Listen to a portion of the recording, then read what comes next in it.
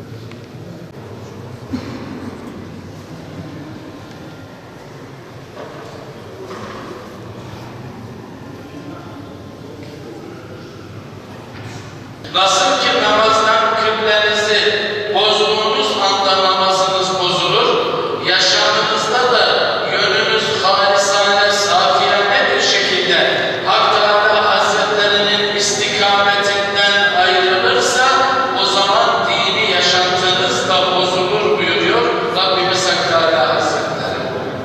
Halis ve samimi bir şekilde Cenab-ı Allah'a dönmek, dini halisane bir şekilde yaşamaya gelince zaten bir başka ayet-i celilede وَمَا أُمِرُوا إِلَّا لِيَعْبُدُوا اللّٰهَ مُخْلِصِينَ لَهُ الدِّينَ حُنَفَاءَ. Halbuki o kulların sadece ve sadece samimi bir yönelişle dini Allah'a has kılmakla emrolunmuşlardı. Dosdoğru Allah'a yönelmekle emrolunmuşlardı diye buyuruyor. Sadece ve sadece Allah'a kulluk etmek nasıl olur?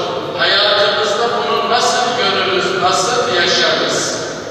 Sahabe-i kiramdan Süfyan bin Abdullah radıyallahu anh bir gün Efendimiz Aleyhisselatü Vesselam'a geliyorlar ve diyorlar ki ey Allah'ın Resulü, bana şu İslam dini hakkında kısa, öz bir şeyler söyle, sizden sonra hiç kimseye daha soru sormayayım. Öyle bir şey söyle ki ey Allah'ın Resulü, bu söylediğiniz şey dünya ahiret bana yetsin.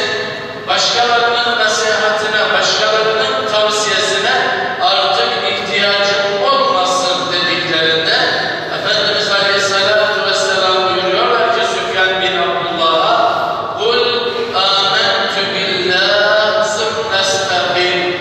Ey Süfyan, önce Allah'a iman ettim de sonra dosdoğru ol. Sonra istikamet üzere ol.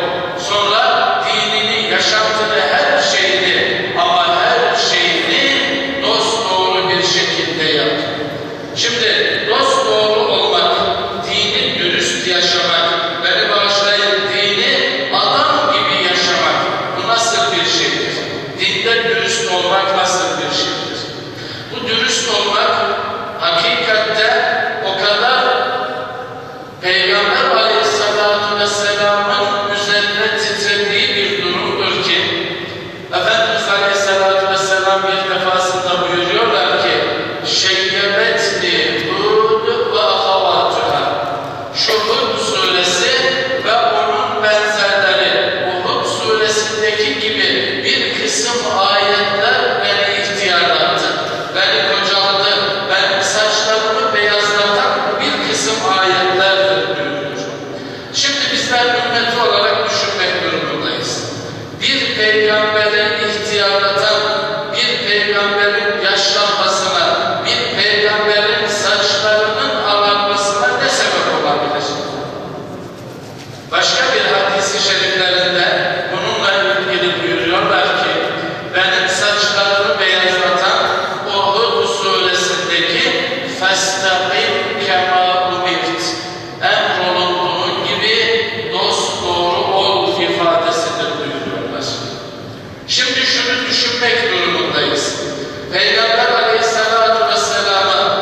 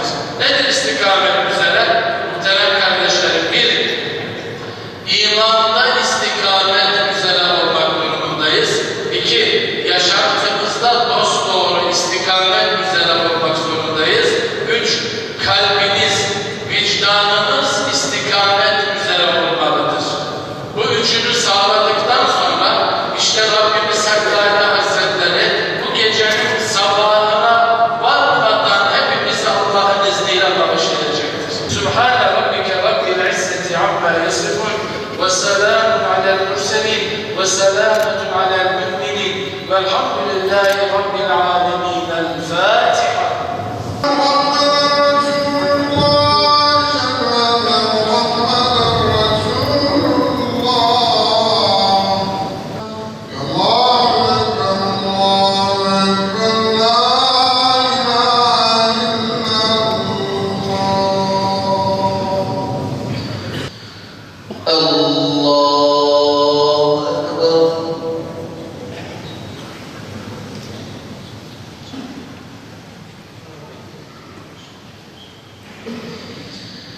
الحمد لله رب العالمين الرحمن الرحيم مالك يوم الدين إياك نعبد وإياك نستعين اهدنا الصراط المستقيم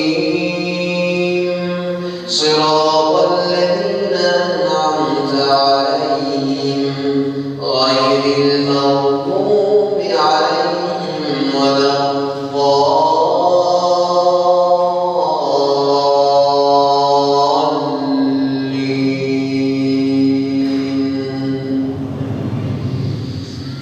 والشمس وضحاها والقمر إذا تلاها والنهار إذا جلاها والليل إذا يغشاها الله أكبر.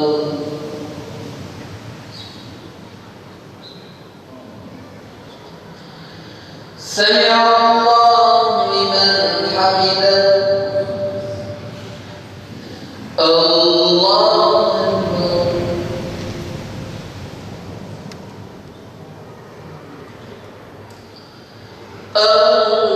الله أكبر.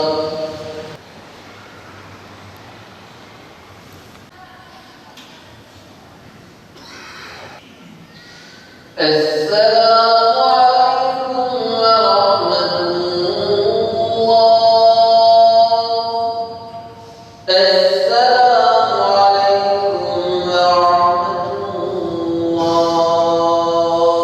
اللهم أنت السلام منك السلام تبارك يا ذا الجلال والإكرام. وقالوا سمعنا وأطعنا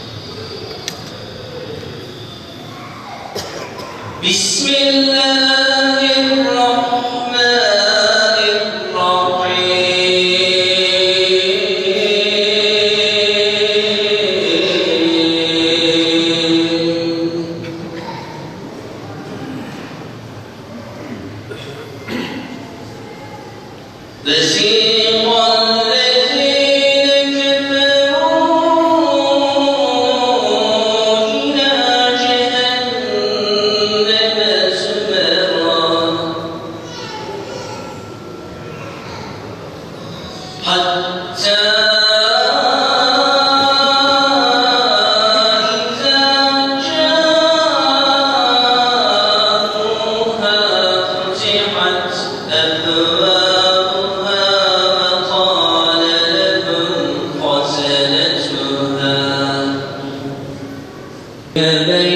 بينهم بالحق وقيل